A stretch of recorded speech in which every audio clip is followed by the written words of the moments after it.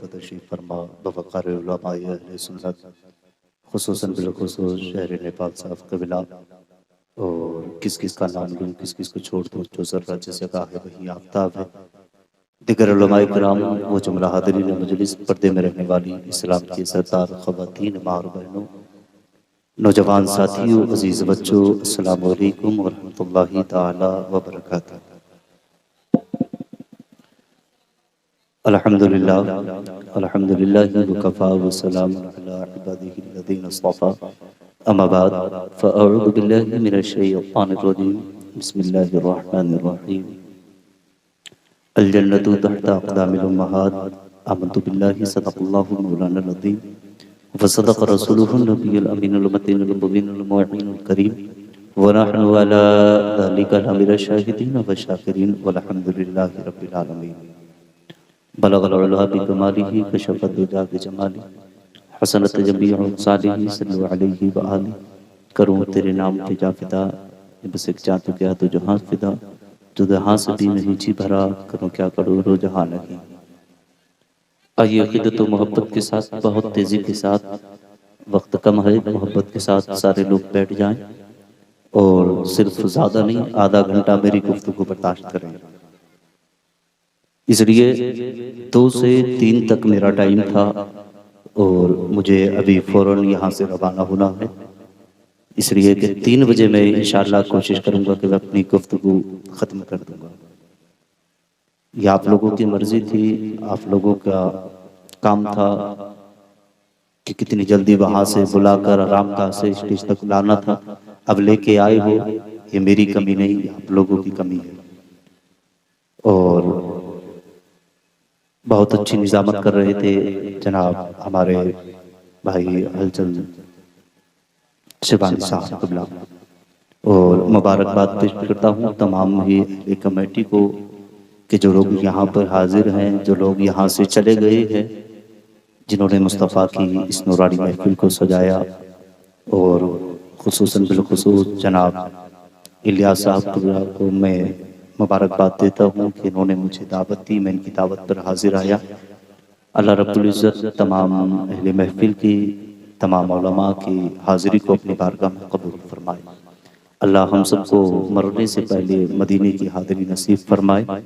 आइए बहुत तेज़ी के साथ, अक़ीदत व मोहब्बत के साथ, गुंबद ख़ज़रा में आराम फरमाने वाले आका, भूखों को खाना खिलाने वाले आका, नंगों को कपड़ा पहनाने वाले आका, प्यासों को पानी पिलाने वाले आका, दुखी हुई आंखों को लुआब दहन से ठीक कर देने वाले दाता, बेकसों के कस, बेबसों के बस, बेसहाराओं की सहारावर, बेचाराओं के चारावर, हसनैन करीमैन के नाना, फातिमतुज़ ज़हरा के बाबा, हम सब के प्यारे आका व मौला जनाबे मुहम्मद रसूलुल्लाह सल्लल्लाहु तआला अलैहि वसल्लम की बारगाह में, जिसको अपने नबी से जितनी ज़्यादा मोहब्बत हो, इतनी आवाज़ निकाल करके दुरूद पाक पढ़ें।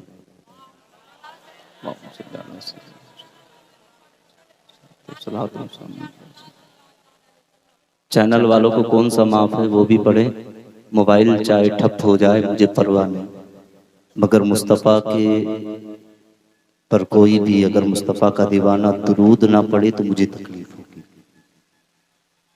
इसलिए वो सिर्फ मेरे नबी नहीं, वो मुझे नहीं बख्शवाएंगे, बल्कि जो नबी मेरे हैं वो नबी तेरे भी हैं। जो नबी मेरी मग़फ़िरत करवाएंगे, मुझे जन्नत का परवाना देंगे, वो नबी तुम्हें भी तो देंगे। कि तुम नहीं चाहते हो कि उस मुस्तफ़ा पे दुरूद पढ़ी जाए। कि वो मुस्तफ़ा है कि जिसके सदक़े में सारी कायनात को पैदा किया गया। शजर बना नबी के सदक़े में, हजर बना नबी के सदक़े में, शम्सो कमर बने नबी के सदक़े में, जिन्नो बशर बने, आप बोलेंगे हाँ किसके सदक़े में?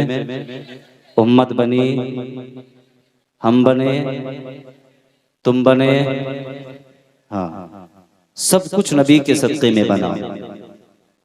इसलिए अल्लाह अपने महबूब को अगर पैदा ना फरमाता तो फिर इस उम्मत को पैदा ना फरमाता।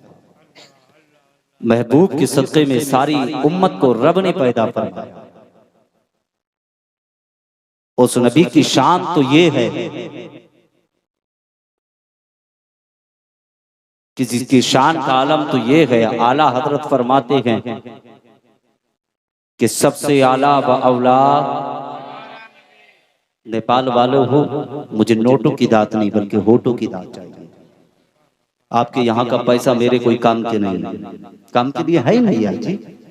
पीछे आया इतना इनाम आया कि वो शायद कि फिर आधे में चला, तो उसे अपने पास रखे, मगर सिर्फ अगर दिल से मुस्तफा जाने रहमत की मोहब्बत में लबों से दात दे के बोले सबसे आला व औला। इधर वाले भी बोले सबसे आला व औला, अपने मौला का प्यारा, दोनों आलम का दूल्हा। क्या खबर कितने तारे खिले छुप गए, पर न डूबे न डूबा। इतनी शान वाला नबी है, तो फिर क्या कि वो मेरा नबी और तेरा नबी नहीं। दुनिया की मोहब्बत दुनिया में रह जाएगी, मगर याद रखना मदीने वाले की मोहब्बत दुनिया में भी काम आती है, बाद मरने के कब्र में भी काम आती है। आज उसी मुस्तफा की महफिल को सजाया, वो ना आते तो अल्लाह इस कायनात को पैदा ना फरमाता। पैदा, हाँ बोले, पैदा नहीं फरमाता। तब बताओ कि कौन है वो हाथ उठा करके बताए कि जो मुस्तफा पर दुरूद पाक नहीं पढ़ेगा। कुछ लोग हैं, कोई बात नहीं, ज़हनी एक्सीडेंट है, पढ़े दुरूद पाक। अल्लाहुम्मा सल्ली अला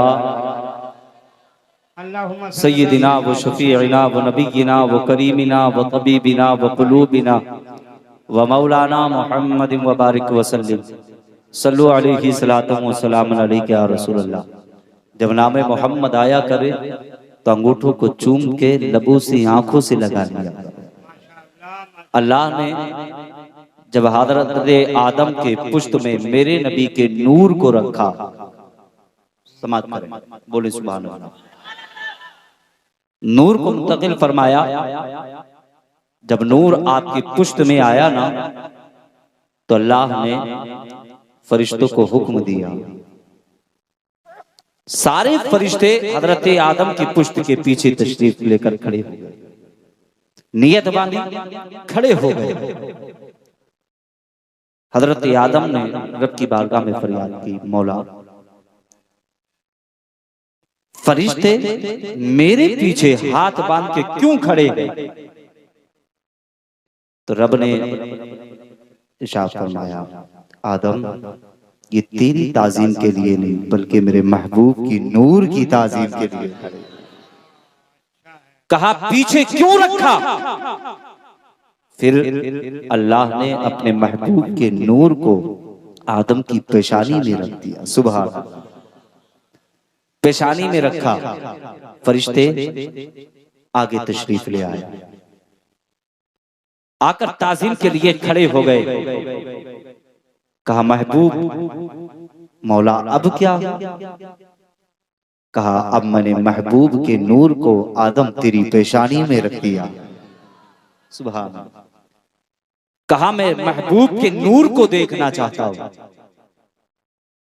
अल्लाह ने अपने महबूब के नूर को हजरत आदम के अंगूठों के अंदर पहुंचा दिया। सुभान। और जब नूर आया ना, तो जैसे ही हजरत आदम की नजर पड़ी, अंगूठों को चूम के आंखों से लगा दिया। तो आज हम उसी आदम अलैहिस्सलाम की सुन्नत को अदा करते हैं, और जो नामे मोहम्मद सुन के अंगूठों को चूम के आंखों से लगा ले, अल्लाह उसकी आंखों की रोशनी को महफूज रखता है। ठीक है ना? एक मर्तबा नामे मोहम्मद जब मैं कहूँ ना, तो फिर यार आंखों से जरा अंगूठों को अपनी आंखों से लगा लो। ला इलाहा इल्लल्लाह मुहम्मद रसूलुल्लाह सल्लल्लाहु तआला अलैहि वसल्लम। आज की ये नूरानी महफिल बड़ी कामयाब है, बड़ी अच्छी है, और खासतौर से मैं इस्लाम की शहजादियों से कहूंगा कि जिनके सरों पर रुपट्टे नहीं है, वो खासतौर से अपने सरों पर रुपट्टे रखें। इस्लाम की शहजादियां खास तौर से ये अपने सरों पर रुपट्टे रखें, इसलिए कि जब मेरे मुस्तफ़ा दुनिया में तशरीफ नहीं लाए थे, जमाने का माहौल अजीब था। आका तशरीफ नहीं लाए तो मक्के की सरजमी पर और इस दुनिया के अंदर अगर किसी के घर अगर कोई बेटी पैदा हो जाती तो वो उस बेटी को जिंदा मार देता था, जिंदा मार देता था, जिंदा दफना देता था, उसे जीने नहीं देते थे।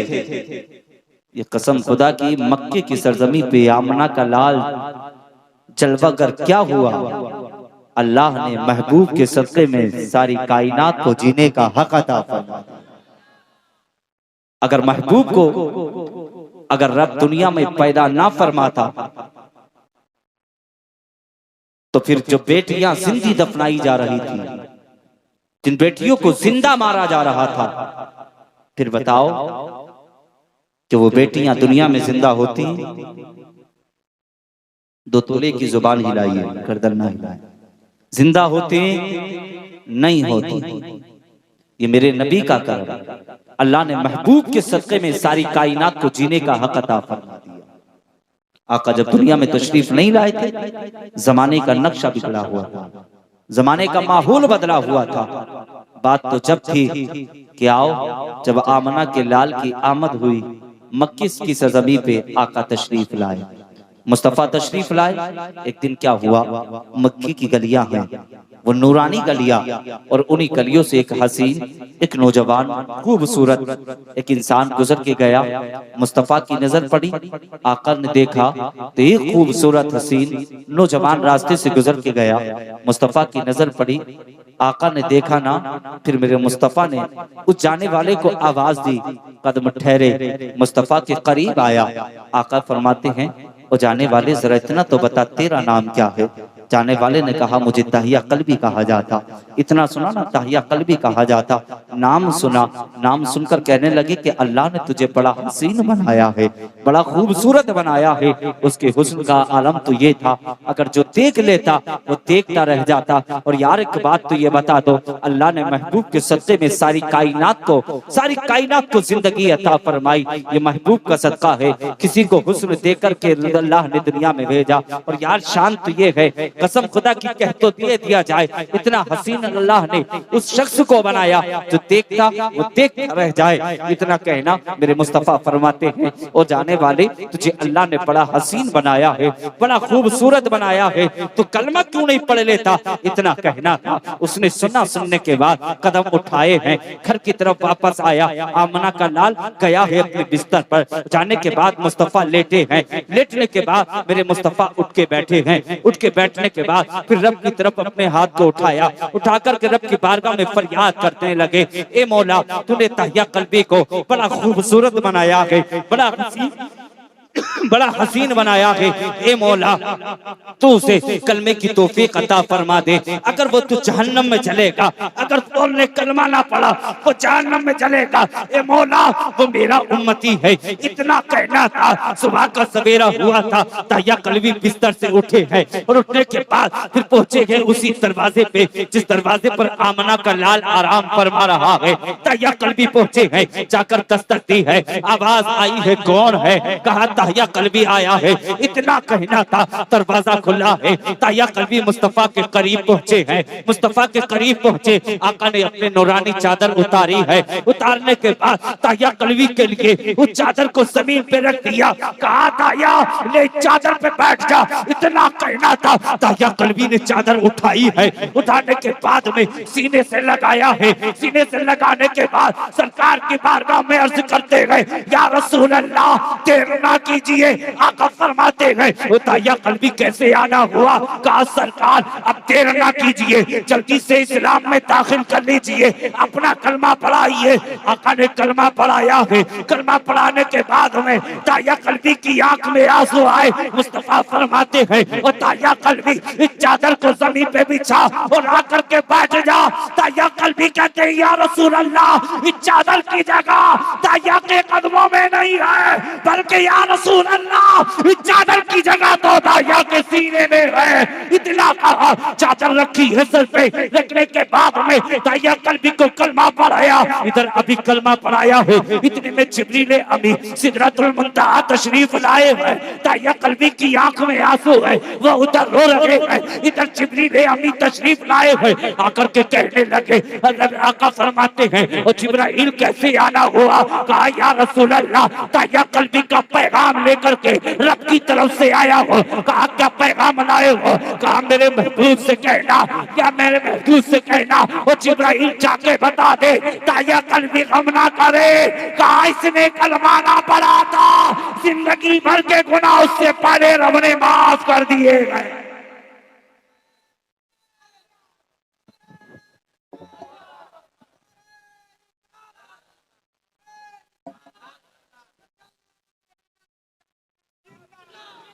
मचल के बोले सुभान अल्लाह। कहा का दहिया कल्बी से जाके कह दो। कहा ये पैगाम सुना दो, कह दहिया कल्बी गम ना करे। कहा उसने अभी महबूब का कलमा ना पढ़ा था, उससे पहले हमने दहिया कल्बी के तमाम गुनाहों को माफ कर दिया है।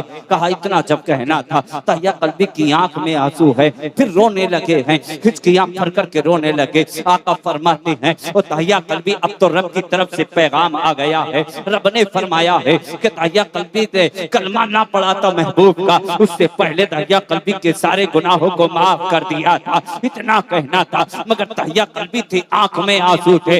आका फरमाते हैं दहिया कल्बी रो क्यों रहे हो? कहा अब तो मुस्कुराने की जरूरत है, अब तो चेहरे पे मुस्कुराहट आनी चाहिए। दहिया कल्बी कहते हैं या रसूल अल्लाह मैंने कलमा तो आपका पढ़ लिया है, रब की तरफ से पैगाम तो आ गया है। या रसूल अल्लाह मैंने जिंदगी में इतना बड़ा गुनाह किया है, इतना बड़ा गुनाह किया है। आका फरमाते हैं ओ दहिया कल्बी कौन सा ऐसा गुनाह किया है? हजूर दहिया कल्बी कहते हैं या रसूल अल्लाह या रसूल अल्लाह मैंने जिंदगी में अपनी जिंदगी में न जाने कितनी बेटियों को जिंदा मारा है। या रसूल अल्लाह रब ने मुझे 7 बेटियां अता फरमाई। कहा फिर क्या हुआ? कहा 7 बेटियां अता फरमाई। या रसूल अल्लाह मैंने 6 बेटियों को मारा, मगर इतनी तकलीफ ना हुई, मगर 7वीं बेटी का गम मुझे रुलाता है, 7वीं बेटी का ख्याल मुझे रुलाता है। या रसूल अल्लाह 7वीं बेटी को जो मैंने मारा वो ख्याल मुझे जीने नहीं देता। आका फरमाते हैं और दहिया कल्बी वो कौन सा ख्याल है? क्या 7वीं बेटी के साथ में कौन सा जुल्म किया था?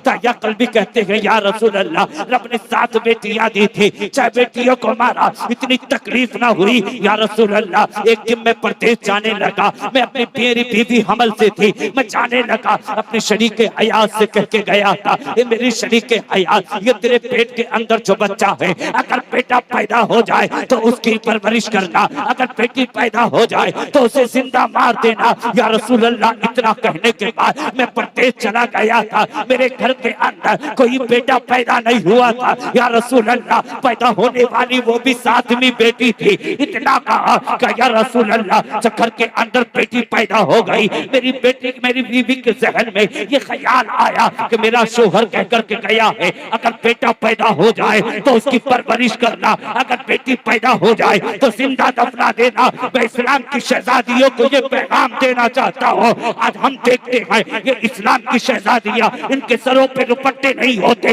ये कलियों के चक्कर लगाती हुई नजर आती है। ये कैसी इस्लाम की शहजादियाँ हो? तुमने मुस्तफा का कलमा कैसे पढ़ा है? तुम मुस्तफा जाने रहमत की शहजादी फातिमा तो सहरा की कनीज हो, तुम्हें तो सर से लेके पैर तक ढक करके चलना चाहिए। तुम कैसी शहजादियाँ हो? आज हम तो ये देखते हैं इनके बदन पे लिबास ऐसा है कि घर के अंदर अगर चले बाप की नजर पड़े तो शर्म से निगाह को नीचा कर ले।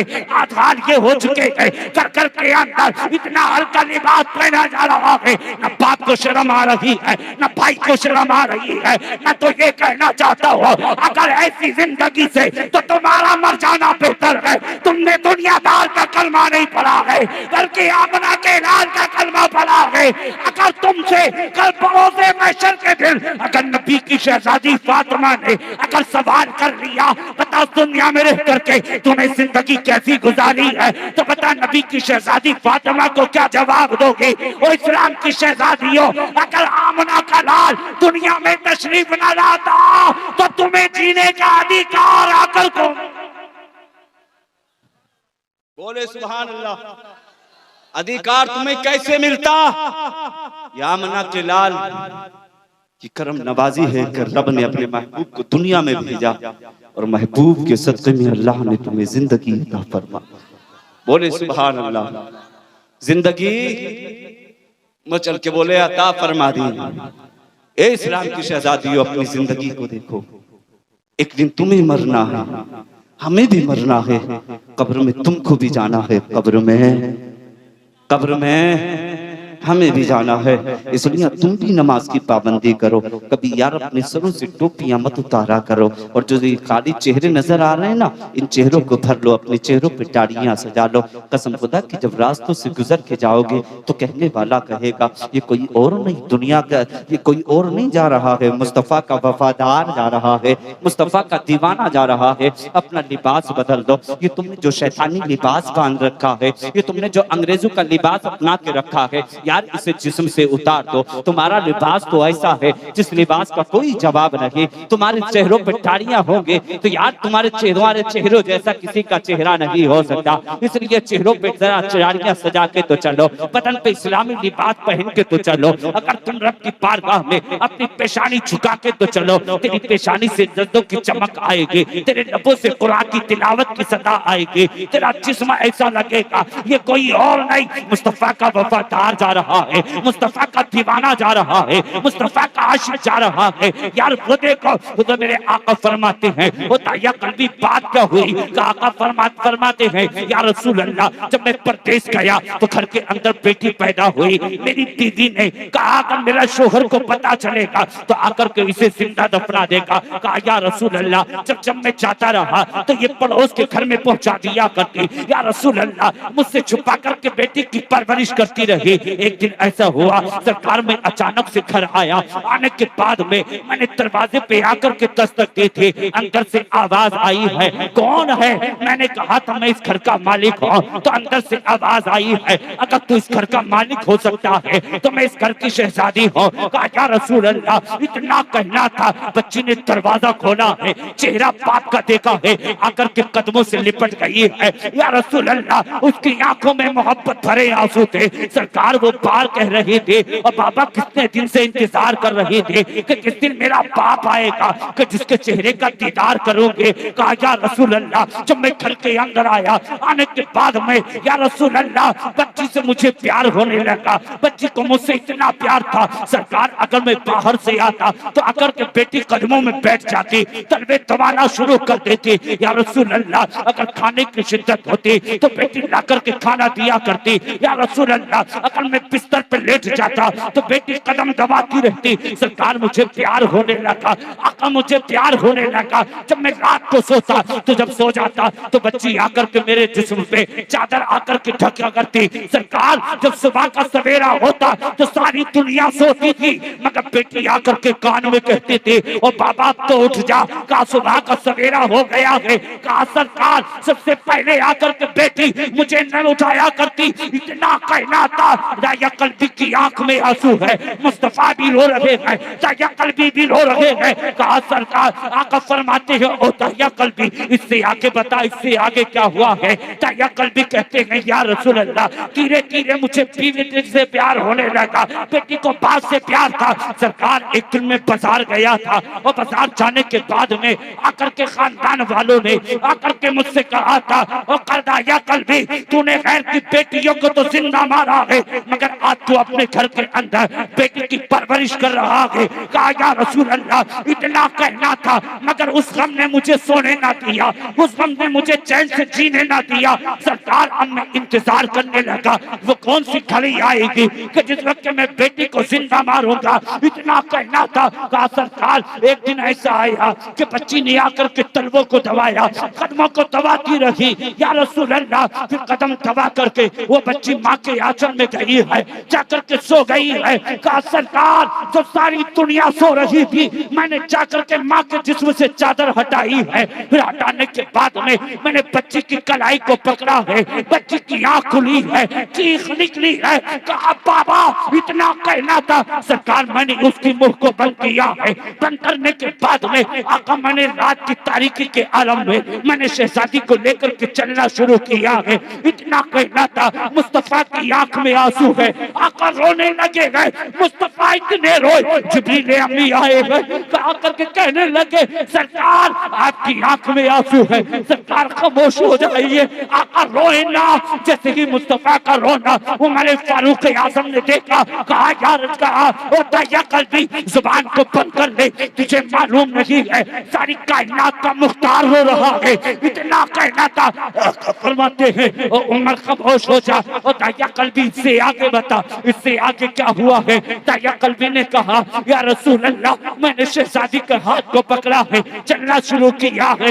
आका चलता रहा, चलते चलते पैरों में छाले बन गए। सरकार वो छाला फूटा है, फूटने के बाद में तलवे से खून निकलना शुरू हुआ। सरकार जैसे कि कदमों से खून निकला, बच्ची ने कहा बाबा तेरे कदमों से खून निकलना शुरू हो गया, इतना तो बता दे तू कहाँ जा रहा है। कहा सरकार मैंने शहजादी से कहा वो शहजादी एक दोस्त की दावत पे जा रहे हैं, इतना कहना था। तो बच्ची ने कहा था और बाबा हमें ऐसी दावत कबूल नहीं कि बाप के कदमों से खून बहे और उस खून के बिना पर हमें खाने के लिए दावत।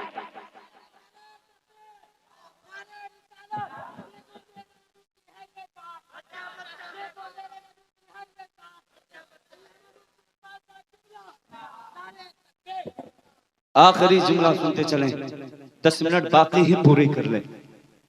तहिया कल्बी खामोश हो गए, इतना कहा ना खामोश हो गए। सरकार रोने लगे, आका इतनी रोई। आका के सहाबी की आंख में आंसू, सब रो रहे हैं।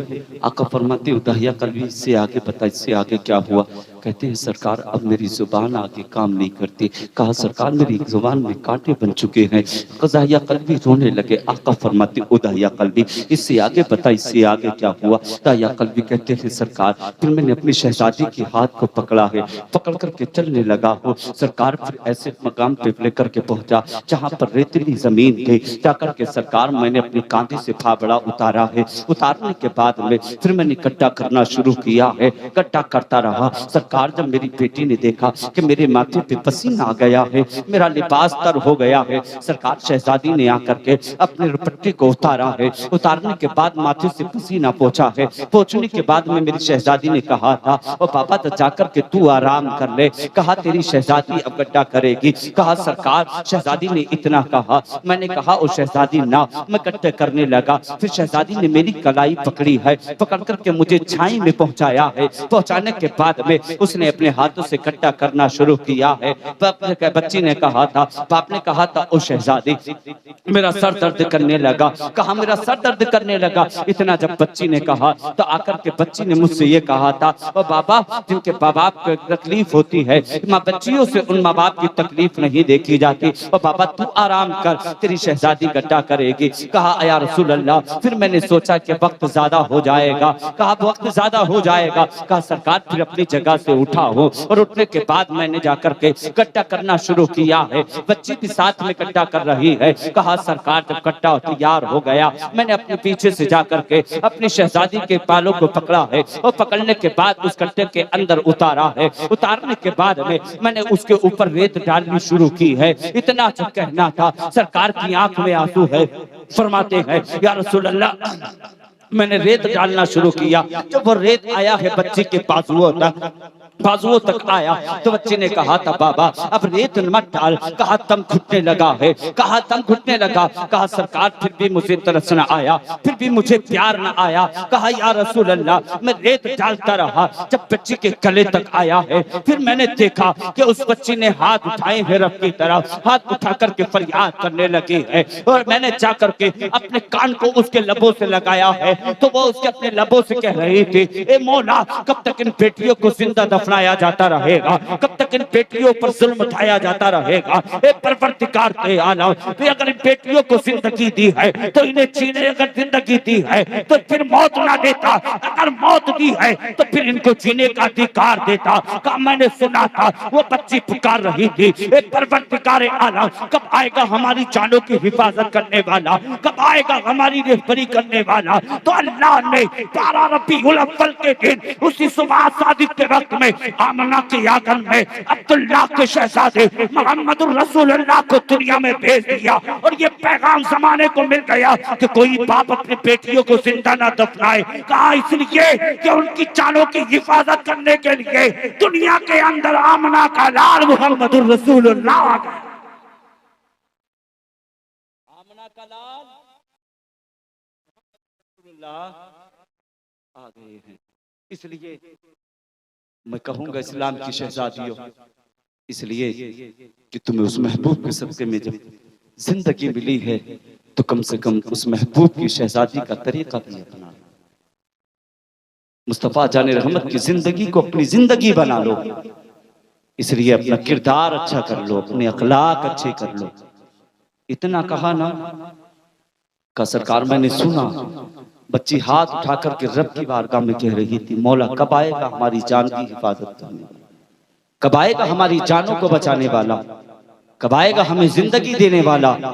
कहा जब इतना सुना ना फिर मुझे तरस भी आने लगा, फिर जहन में ख्याल आया कि फिर दुनियादार फिर यही कहेंगे तूने अपनी शहजादी को जिंदा छोड़ दिया।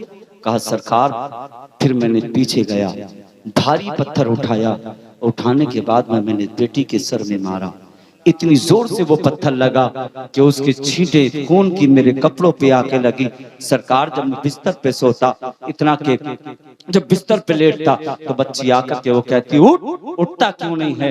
बड़े बाबा बता, इतना मुझे बता दे कि मेरी खता क्या थी, मैंने कौन सी ऐसी खता की थी जिसकी तूने मुझे सजा दी है। कहा सरकार जब जब आंख लगती है बच्ची आकर के ये कहती है सरकार फिर मुझे जिया नहीं जाता, आका मुझसे सोया नहीं जाता। कहा सरकार उस बच्ची से माफ करा दीजिए। इतना कहना था, मुस्तफा की आंख में आंसू है, आका भी रो रहे हैं। बताओ यार मेरे आका इस उम्मत के लिए कितने आंसू बहाते हैं, और यार फिर तुम उस मुस्तफा के कलमा पढ़ने वाले, उस मुस्तफा से मोहब्बत कैसा करते हो, उस मुस्तफा से प्यार कैसा करते हो, फिर तुमने मुस्तफा के तरीके को क्यों नहीं अपनाया, फिर मुस्तफा के किरदार को क्यों नहीं अपनाया। इन जलसे कराने से कोई फायदा नहीं, नमाजें तुम ना पढ़ो, रोजे तुम ना रखो, यार फिर अगर माँ बाप के बेअदबी तुम करो, माँ बाप को गालियां तुम बको, भाई का हक तुम मारो, गरीबों को तुम सताओ, बेवाओं को तुम रुलाओ, तो ऐसे जलसे कराने से फायदा क्या है। अगर जलसे कराया करो तो फिर मुस्तफा के तरीके को अपनाया करो,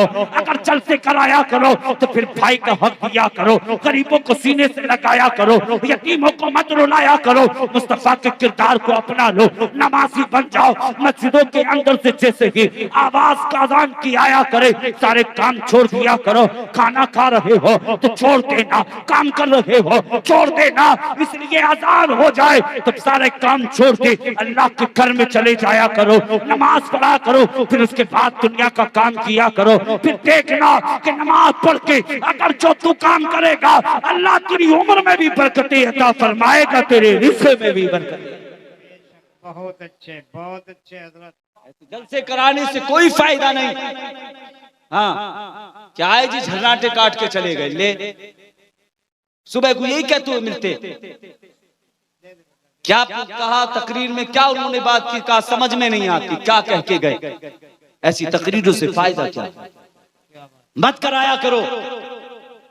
अगर वाकई सच्चे मुस्तफा के दीवाने हो तो फिर मुस्तफा की बातों पे अमल भी किया करो, मुस्तफा के तरीके को अपना लो, मुस्तफा के किरदार को अपना लो। जब मुस्तफा के किरदार को अपना लोगे फिर महफिलें सजाना, फिर उन महफिलों को सजाने में फिर देखते रह कितना मजा आएगा। इसलिए अपने किरदार को अच्छा कर लो, अपने अखलाक अच्छे कर लो। इस्लाम की शहजादियों से कहूंगा कि वो अगर घर से निकलें तो सर से लेकर पैर तक पर्दा होकर के निकले, किसी गैर मुहर्रम की उनकी आंखों पर, उनके हाथों पर, उनके पैरों पर नजर ना पड़ सके। और ये सारी कमियां हैं किसकी?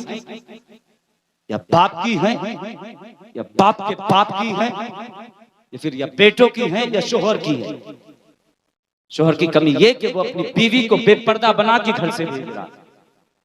भाइयों की ये है कि भाई अपनी बहनों को अगर ला करके भारी लिबास देते और पाबंदी अगर बहनों पे करते तो आज उनकी बहनें घर से बेपर्दा होकर के बेपर्दा होकर घर से ना निकलती, बल्कि सर से लेकर पैर तक पर्दा होकर के निकलती। इसलिए मुस्तफा के किरदार को अच्छा समझो, अच्छा है भैया, अच्छा है, मुस्तफा के अखलाक बहुत अच्छा, जिसे अपने अखलाक अपना लो। वाह भैया, इसलिए किरदार अच्छा बना लो, अखलाक अच्छे बना लो। जब मुस्तफा का किरदार को अपना लोगे तो फिर देखना तेरी जिंदगी भी अच्छी हो जाएगी, तेरी आखिरत भी अच्छी हो जाएगी। अल जन्नतु तहत अक़दामिल उम्महात, जन्नत तुम्हारे माओ के कदमों के नीचे। इसे माँ बाप की इज्जत करना, माँ बाप की कदर करना, माँ बाप का एहतराम करना। अल्लाह रब्बुल इज्जत की बारगाह में दुआ करता हूँ कि मौला मुझ पे मैंने जो कुछ बोला है, मेरे बोलने में कहने में कोई खामी गलती हो गई हो, मौला उसको माफ फरमाए। सही सही को मौला अपनी बारगाह में कबूल फरमाए। हम सबको अच्छी अच्छी बातों पर अमल करने की तौफीक अता फरमाए।